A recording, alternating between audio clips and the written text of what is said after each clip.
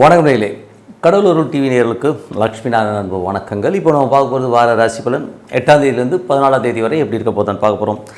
எப்போதுமே சொல்கிறதாங்க, லக்னத்தை பாருங்கள். ராசிக்கு பார்ப்பதை விட லக்னத்தை பார்க்க ரொம்ப பர்ஃபெக்டாக இருக்கும். உதாரணமாக ஒரு மகர லக்னம் விருச்சிக ராசினா நீங்கள் விருச்சிக ராசிக்கான பலன்களை பார்க்குறது மகர ராசிக்கான பலன்களை பார்க்க ரொம்ப பர்ஃபெக்டாக இருக்கும். முதல்ல வர்றது பொது பலன்கள், அதுக்கப்புறம் தசாபுக்தி பலன்கள். உங்கள் ஜனனகால ஜாதகத்தில் என்ன தசாபுக்தி அந்தரங்கள் வருதோ அதை நோட் பண்ணி வச்சுட்டு அதை மிங்கிள் பண்ணி பார்க்குறது ரொம்ப பர்ஃபெக்டாக இருக்கும்.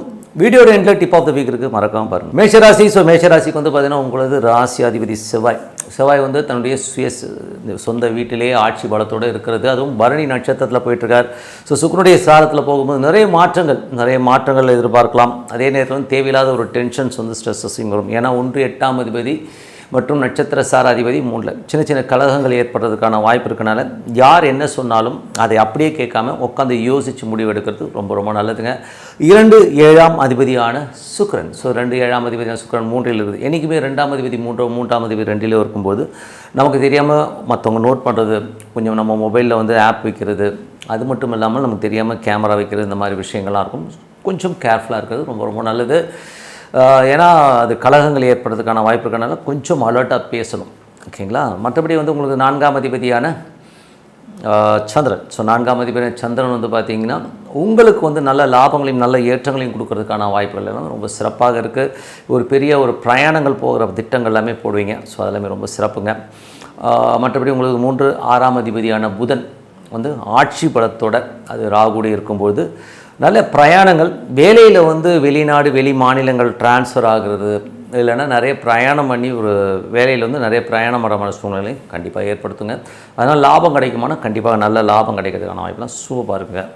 அதுக்கப்புறம் 5ஆம் அதிபதியான சூரியன். 5ஆம் அதிபதியான சூரியன் பார்த்திங்கன்னா உங்களுக்கு அவர் 2ல் இருக்கார். 2ல் இருக்கும்போது 5 2 போது ஆன்மீக சுற்றுலா, ஆன்மீக பயணங்கள் போகணும், ஆன்மீக சம்பந்தமான விஷயங்கள் ஈடுபாடுகள் நிறையா வரும். அது ரொம்ப சிறப்பு. பட் சில நேரங்களில் அதிகமான கோபங்கள், சடார் கோபம் வரதை மட்டும் கொஞ்சம் கம்மி பண்ணணும். அதுவும் குழந்தைகளுக்கும் உங்களுக்கும் அந்த வாக்குவாதங்களில் கண்டிப்பாக ஏற்படுத்துங்க. அந்த மாதிரி விஷயங்களை கொஞ்சம் கவனமாக பார்த்துக்கிறது ரொம்ப நல்லதுங்க. அதுக்கப்புறம் உங்களது 7ஆம் அதிபதி சுக்கிரன் 3ல் இருக்கும்போது ரொம்ப சந்தோஷம், குதூகலங்கள்லாம் இருக்கிறதுக்கான வாய்ப்புகளுக்கு ஒரு பெரும் பணம், வியாபாரத்தில் ஒரு பெரும் பணம் வர்றதுக்கான வாய்ப்புகள், வியாபாரத்தில் ஒரு நல்ல ஆப்பர்ச்சுனிட்டி வர்றது, இதெல்லாமே ரொம்ப சூப்பருங்க. அது ஒரு நல்ல விஷயந்தான். அதுக்கப்புறம் பார்க்கும்போது உங்களது 9ஆம் அதிபதி. 9ஆம் அதிபதியான குரு பார்த்திங்கன்னா உங்களுக்கு 3ல் இருக்குதுங்க. 3ல் இருக்கும்போது நிறைய பிரயாணங்கள்லாம் நல்ல லாபம். 3லேருந்து இப்போ 4க்கு போயிட்டார். 4 9 நாளே ஒரு கேந்திராதிபதி திரிகோணத்தில் வரும்போது பெரிய லாபங்களையும் நல்ல ஒரு ஏற்றங்களும் கொடுக்கறதுக்கான வாய்ப்புகளை கொடுக்கும். அதுவும் பிரயாணங்களில் ஒரு பெரிய லாபங்களை கண்டிப்பாக கொடுத்துருங்க. மற்றபடி பார்த்திங்கன்னா தாயார் சம்மந்தமான விஷயங்கள், நிலபுலன்கள் சம்மந்தமான விஷயங்கள், அது மட்டும் இல்லாமல் ஏதாச்சும் அசட் வாங்குறதுக்காக கொஞ்சம் லோன் வாங்குறது, அந்த மாதிரி அலைச்சல்கள் ஜாஸ்தி ஏற்படலாம். அதை கொஞ்சம் பார்த்துக்கோங்க. அதுக்கப்புறம் உங்களுடைய 10 11ஆம் அதிபதியான சனி 12ல் இருக்கும்போது, அதுவும் புதனுடைய சாரத்தில் இருக்கும்போது நிறைய பிரயாணங்கள் கொடுக்குற மாதிரி விஷயங்கள் இருக்கும். நிறைய வேலை விஷயங்கள், நிறைய பிரயாணங்கள், நல்ல ஒரு அலைச்சல்கள் கொஞ்சம் ஜாஸ்தி இருக்கிறதுக்கான ஃபீலிங் கண்டிப்பாக ஏற்படுத்துங்க. இதுவரை பார்த்து பொது பலன்கள். இப்போ பார்க்கும்போது தசாபக்தி பலன். மேஷ லக்னமாக இருந்து சூரியன் தசாபதி. சூரியன் 5ஆம் அதிபதி. அவர் பார்த்திங்கன்னா 2ல் இருக்கும்போது குழந்தைகளுக்கான விஷயங்கள் ஆக்கப்பூர்வமாக ரொம்ப சூப்பராக இருக்கிற மாதிரி சூழ்நிலை இருக்கும். சில நேரங்களில் குழந்தைகள்கிட்ட கடிச்சிக்கிறது, கொஞ்சம் எமோஷனாக பேசுகிற மாதிரி ஃபீலிங் கண்டிப்பாக ஏற்படுத்தும். அதனால் கொஞ்சம் கவனமாக குழந்தைங்கிட்ட ஹேண்டில் பண்ணுறது. கலைஞர்கள் தேவையில்லாத ஒரு விஷயத்துக்காக எமோஷனாக மாதிரி விஷயங்கள் எல்லாமே கண்டிப்பாக இருக்கும். மேஷ லக்னமாக இருந்து சந்திர தசாபதி. சந்திரன் சிறப்பான விஷயங்கள், நிலபுலன்கள், வண்டி வாகனங்கள் வாங்குகிற யோகங்களை கொடுக்கும். அது மட்டும் இல்லாமல் கொஞ்சம் நல்ல வருமானங்களை கொஞ்சம் கொடுக்குங்க. ரியல் எஸ்டேட் துறையில் இருக்க வண்டி வாகனங்கள் வியாபாரம் பண்ணுறவங்களுக்குலாம் நல்ல லாபங்களை கொடுக்கறதுக்கான வாய்ப்புகளுக்கு நிறைய பிரயாணங்கள் சில பேர் போவீங்க. அதெல்லாமே ரொம்ப சிறப்புங்க. மேஷ லக்னமாக செவ்வாய் தசாபதி. செவ்வாய் பார்த்திங்கன்னா 1 8ஆம் அதிபதி. அவர் உங்களுக்கு ராசியிலே இருக்கும்போது தேவையில்லாத டென்ஷனை நம்மளே யோசிப்போம், இப்படி ஆகிடுமோ அப்படி ஆகிடுமோங்கிற யோசனைகளை கொடுக்கும். கற்பனையிலே நிறைய பிரச்சனைகளை இவங்க அப்படி நினச்சிட்டாங்களோ, இவங்க அப்படி நினச்சிட்டாங்களோன்னு சொல்லி நம்மளே கற்பனையிலே குழம்புறதுக்கான வாய்ப்புகள் இருக்கனால அதை கொஞ்சம் அவாய்ட் பண்ணிங்க. நம்ம எது கவலைப்படுறோங்கிறத கொஞ்சம் எழுதி பாருங்கள். சும்மா ஜஸ்ட் நம்ம பிரச்சனைன்றதை எழுதி பார்த்திங்கன்னா நம்ம என்ன மைண்ட் செட்டில் இருக்கோன்றது நமக்கு புரியும். அதனால் அதை கொஞ்சம் கவனமாக பார்த்துக்கிறது நல்லதுங்க. இப்போ பார்க்க போகிறது தசாபக்தி பலன்கள். மேஷ லக்னமாக சூரிய தசாபக்தி அந்தரங்கள் நடக்கணும். சூரியன் பார்த்திங்கன்னா உங்களுக்கு 2ல் இருக்கார். குழந்தைகளால் நல்ல ஒரு ஏற்றங்கள் இருந்தாலும் தேவையில்லாத சின்ன கோபதாபங்கள் வர்றதுக்கான வாய்ப்புகள் இருக்குது. ஏன்னா என்றைக்குமே சூரியன் செவ்வாயினும் போது ஒரு எமோஷனான பேச்சு, எமோஷனான வாக்குவாதங்களை ஏற்படுறதுக்கான வாய்ப்புகள்லாம் கொஞ்சம் கவனமாக இருக்கணும். கலைஞர்களும் கொஞ்சம் டென்ஷனாக வரதுக்கான வாய்ப்புகளை நிறைய ஏற்படுத்துங்க. மேஷ லக்னமாக வந்து சந்திர தசாபுத்தி வந்தவங்கள், சந்திரன் வந்து பார்த்திங்கன்னா உங்களுக்கு அற்புதமான பலன்கள், நல்ல வீடு நிலம் பலன்கள், நல்ல வண்டி வாகனங்கள் ஏற்படுவதற்கான வாய்ப்புகள் எல்லாமே ரொம்ப சிறப்பாக இருக்குது. நிறைய பிரயாணங்கள் மூலியமாகவும் நல்ல லாபங்கள் வர்றதுக்கான வாய்ப்புலாம் ரொம்ப சுபமாக இருக்குது. மேஷ லக்னமாக வந்து செவ்வாய் தசாபுத்தி, செவ்வாய் வந்து பார்த்திங்கன்னா 8ஆம் அதிபதியாக வந்து ஒரு ராசியிலே இருக்கும்போது தேவையில்லாத விஷயங்களை கற்பனையிலேயே வந்து இது நடந்துருமோ அது நடந்துருமோங்கிற ஒரு எமோஷனில் வந்து நம்மளே வந்து குழம்பிடுவோம். ஸோ அதனால் கொஞ்சம் கவனமாக இருக்கிறது ரொம்ப ரொம்ப நல்லது. மேஷ லக்னமாக இருந்து ராகு தேசம், ராகு வந்து சிறப்பான பலன்கள், நல்ல லாபங்களையும் நல்ல ஏற்றங்களையும் கொடுக்கறதுக்கான வாய்ப்புகளுமே ரொம்ப சிறப்பாக இருக்குது. மேஷ லக்னமாக இருந்து குரு தேசா புத்தியந்திரங்கள், குரு வந்து பார்த்திங்கன்னா உங்களுக்கு 9-12ஆம் அதிபதி, 9-12ஆம் அதிபதி 3இல் இருக்கும்போது, அதுவும் சுயச 4 இருக்கும்போது நிலபுலன்கள் சம்பந்தமான விஷயங்கள் கொஞ்சம் அலைச்சல்கள் இருக்கும். வீடு பராமத்து வேலைகள், தந்தை சார்ந்த உறவுகளால் கொஞ்சம் வந்து செலவுகள் இருக்கிறதுக்கான வாய்ப்புகளை கண்டிப்பாக ஏற்படுத்துங்க. மற்றபடி வந்து பார்த்திங்கன்னா மேஷ லக்னமாக சனி தேசாபுத்தியங்கள், சனி வந்து பார்த்திங்கன்னா நிறைய பிரயாணங்களை கொடுக்கும், வேலை விஷயங்களில் நிறைய மாற்றங்கள் ஏற்படுறதுக்கான வாய்ப்பு எல்லாமே இருக்கும். பிஸ்னஸில் வந்து பார்த்திங்கன்னா புதிய ஒப்பந்தங்கள் கிடைக்கும். பட் இருந்தாலும் கொஞ்சம் லோன்ஸ் எல்லாம் அப்ளை பண்ணிங்கன்னா கிடைக்கிறதுக்கான வாய்ப்புகள், அதுக்கான மெனக்கடல்கள் ஜாஸ்தி இருக்கிறதுக்கான வாய்ப்புகள் நிறைய இருக்குங்க.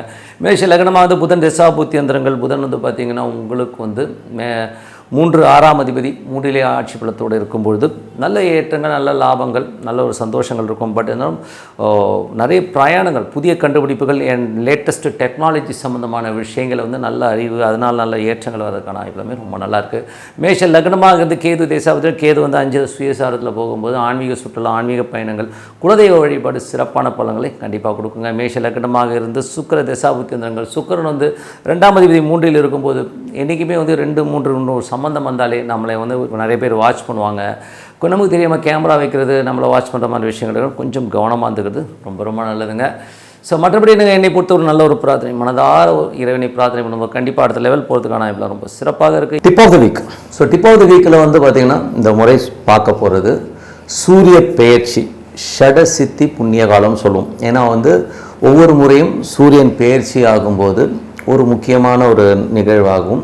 அது வந்து ஒவ்வொரு கடவுளையும் நீங்கள் வழிபட்டு அதனால் வர பலன்களை கொடுக்குற விஷயமாக தான் இது இருக்குங்க. ஸோ உதாரணமாக சொல்ல போனோம்னா சங்கராந்தின்னு சொல்லுவோம். ஸோ அது என்ன, சரம் ஸ்திரம் உபேன்னு வந்து 3 ராசியில் போகும்போது, சரத்தில் போகும்போது சங்கராந்தி இன்னும் சொல்லுவோம். ஸோ அது வந்து பார்த்திங்கன்னா நீங்கள் வந்து ஐயப்ப வழிபாடுக்கு வந்து ரொம்ப சிறப்பாக இருக்கும். ஸோ ஐயப்ப வழிபாடு பண்ணும்போது ஒரு அற்புதமான பலன்களை கொடுக்கும். குலதெய்வ வழிபாடு, ஐயப்ப வழிபாடில் வந்து உங்களுக்கு வந்து கேட்ட விஷயங்கள், குலதெய்வத்திற்கு தேவையான அனைத்து விஷயமும் அதில் வந்து வந்துருங்க. ஸோ அது ரொம்ப சிறப்பான விஷயம். அதுக்கு அடுத்தது பார்த்திங்கன்னா விஷ்ணுபதி புண்ணியகாலம். இது வந்து எல்லாருக்குமே தெரியும். விஷ்ணுபதி புண்ணியகாலங்கிறது வந்து பொருளாதாரம், பெருமாள் வழிபாடு ஒரு பொருளாதாரத்தில் வந்து உங்களுக்கு வேறு ஒரு லெவலில் வந்து கொண்டு போகிறதுக்கான விஷயங்களை கண்டிப்பாக கொடுக்கும். 3வது வர தான் இந்த ஷடசித்தி புண்ணியகாலம். அதை பற்றி தான் பேச போகிறோம். என்றைக்குமே உபயராசிக்குள்ளே, இப்போ மிதுனத்துக்குள்ளே சூரியன் பயிற்சி ஆகிறார். ஸோ அப்போ வந்து அந்த ஆனி மாதத்தில் சூரியன் வந்து மிதுனத்துக்கு என்ட்ரி ஆகும்போது இதை வந்து ஷடசித்தி புண்ணியகாலமும். இது வந்து ரொம்ப ரொம்ப முக்கியம் யாருக்குன்னா ஈஸ்வரன். ஸோ ஈஸ்வர வழிபாடு, ஈஸ்வர ஆலயத்துக்கு போய் வழிபாடு பண்ணும்போது என்ன மாதிரி விஷயங்கள் பண்ணணும் அப்படின்போது, இது வந்து உங்களுக்கு வந்து குலத்தில் உள்ள நிறைய பிரச்சனைகள், குடும்பத்தில் உள்ள பிரச்சனைகளாக இருக்கலாம், வம்சாவழியில் இருக்கிற பிரச்சனைகளாக இருக்கலாம்.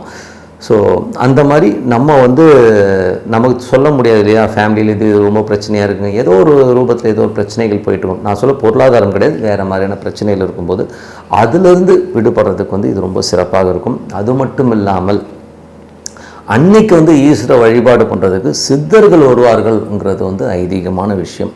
ஸோ உங்களுக்கு ஒரு மன நிம்மதி இல்லை, ஏதோ ஒரு பிரச்சனையில் உழண்டுட்டுருக்கீங்கன்னா இந்த ஷடசித்தி புண்ணிய காலத்தை நீங்கள் பயன்படுத்திக்கணும். ஸோ இதில் வந்து பார்த்திங்கன்னா ஆனி மாதம், அதாவது பார்த்திங்கன்னா ஜூன் 15ஆம் தேதி சாயங்காலம் வருதுங்க. சாயங்காலம் வந்து பார்த்திங்கன்னா ஒரு, ஏன்னா அது மாறுறது பார்த்திங்கன்னா ஒரு 12:30 மணிக்கு வந்து மாறுது எக்ஸாக்டாக சூரியன்.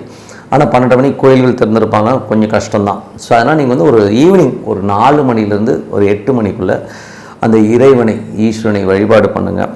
மனதார பிரார்த்தனை பண்ணுறது ரொம்ப சிறப்பு. ஒரு வில்வம் போட்டு வழிபாடு பண்ணி பாருங்கள், ரொம்ப அற்புதமாக இருக்கும். அது விரதம் இருக்கலாம். யாருக்காச்சும் எனக்கு நோய் நொடியெல்லாம் எதுவும் இல்லை, நான் ஈஸ்வரனுக்காக ஒரு பொழுது இருக்கிறேன் அப்படின்னும்போது காலையிலேருந்து ஒரு சாயங்காலம் வரை விரதம் இருந்து ஈஸ்வரனை வழிபாடு பண்ணும்போது அற்புதமான பலன்கள்.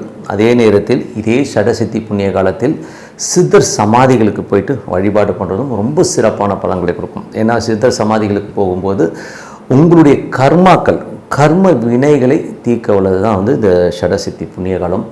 அதில் வந்து நீங்கள் போகும்போது நமக்கு வந்து ஜெனட்டிக்காக இருக்கிற நிறைய பிரச்சனைகளுக்கான தீர்வை கண்டிப்பாக கொடுத்துரும். அது மட்டும் இல்லை, ஜோதிடர்கள், வழக்கறிஞர்கள், வாக்கு சேல்ஸ்மேன், இவங்களுக்கெல்லாம் வந்து பார்த்திங்கன்னா வாக்கு வன்மையினால் ஒரு வாக்குல வந்து ஒரு உண்மை சித்தி சொல்லுவோம். ஸோ வாக்கு வன்மை, வாக்கு சித்தி ஏற்படணும்னா இந்த ஷடசித்தி புண்ணிய காலத்தில் சித்தர் வழிபாடும் ஈஸ்வர வழிபாடும் உங்களுக்கு வந்து சிறப்பான ஒரு பலன்களும் கர்மா தோஷங்களை நீக்க வல்ல ஒரு அற்புதமான காலகட்டம் தான் இந்த ஷடசித்தி புண்ணிய காலம். எல்லோருமே இப்போ பொருளாதாரத்துக்கு எப்படி வந்து விஷ்ணுபதி புண்ணிய காலம், எனக்கு பணம் வேணும் போது எல்லாம் விஷ்ணுபதி புண்ணிய காலத்தில் போய் வழிபட்டிங்களோம். அந்த மாதிரி ஏன் வாழ்க்கையில் இருக்க கர்மானா நமக்கு பொருளாதாரம் அல்லாத வழியாக சில பிரச்சனைகளோடு நம்ம குடும்பம் பாதிக்கப்பட்டிருக்கும். அதுலேருந்து வெளியில் வர்றதுக்கு இந்த ஷடசித்தி புண்ணிய காலம் ரொம்ப அற்புதமாக இருக்கும். நீங்கள் கோயில் போயிட்டு வரும்போது யாராச்சும் உங்களுக்கு வந்து தான தர்மங்களோ இல்லை அங்கே இருக்கிறவங்களுக்கு வந்து ஒரு துணி தானம் செய்கிறது இல்லை ஒரு சாப்பாடு தானம்ன்றது வந்து உங்களுக்கு சிறப்பான பலன்கள் கண்டிப்பாக கொடுக்குங்க. ஏன்னா வந்து இது வந்து சித்தர்களே உங்கள் கண் முன்னே அந்த ஈஸ்வரன் வழிபாட்டுக்காக வருவாங்கங்கிறது ஐதீகம். பண்ணி பாருங்கள், கண்டிப்பாக ஒரு அற்புதமான பலன்களை கண்டிப்பாக வரும். ஏன்னா எப்படி விஷ்ணுபதி புண்ணிய காலம் ஒரு சிறப்பான பலன்கள், இது வந்து விஷ்ணுபதி புண்ணிய காலத்தில் வந்து பொருளாதாரம் அல்லாதவர்களுக்கு ஒரு பெரிய பொருளாதாரத்தை கொடுத்துச்சு. இந்த ஷடசித்தி புண்ணிய காலம் வந்து உங்கள் கர்மாவை தீர்க்க வல்லது, வாக்கு வன்மையை சிறப்பாக கொண்டு வருங்க. ஸோ அதனால் வந்து இதை எல்லாருமே பயன்படுத்திக்கிங்க. உங்கள் வாழ்வில் கர்மாக்கள் நீங்கள், கர்ம தோஷங்கள் நீங்கள் இந்த ஷடசித்தி புண்ணிய காலம் ஜூன் 15ஆம் தேதி சாயங்காலம் 6 மணிலேருந்து 8 மணி வரை நீங்கள் எத்தனை வாட்டி சுற்றணுன்னா நீங்கள் ஒரு 9 முறை சுற்றுங்க. ஈஸ்வரனுக்காக விரதம் இருக்கலாம், இல்லைன்னா நீங்கள் ஒரு வில்வமாச்சும் போட்டு நீங்கள் வழிபாடு பண்ணுங்கள். சித்த சமாதிகளுக்கு போங்க, சிறப்பான வாழ்க்கை உங்களை வந்து சேரும். இதுக்கான இண்டிகேஷன்ஸ் எப்படி போகும்னா, நீங்கள் ரெகுலராக பண்ணும்போது சித்தர்கள் உங்களை தொடர்பு கொள்வார்கள், உங்களுடைய வாக்கு வன்மை சிறக்கும், அற்புதமான விஷயங்கள் உங்கள் கர்ம தோஷங்கள் நீங்கள் சொல்லிட்டு உங்களது விடைபெறுவது உங்கள் லக்ஷ்மி நாராயணன். நன்றி, வணக்கம். கடவுள் அருள் டிவியை பார்த்தமைக்க நன்றிகள். மேலும் இது போன்ற தகவல்களை தெரிந்து கொள்ள கடவுள் அருள் டிவியை சப்ஸ்கிரைப் செய்யுங்கள். மறக்காமல் பெல் ஐக்கானை கிளிக் செய்யுங்கள்.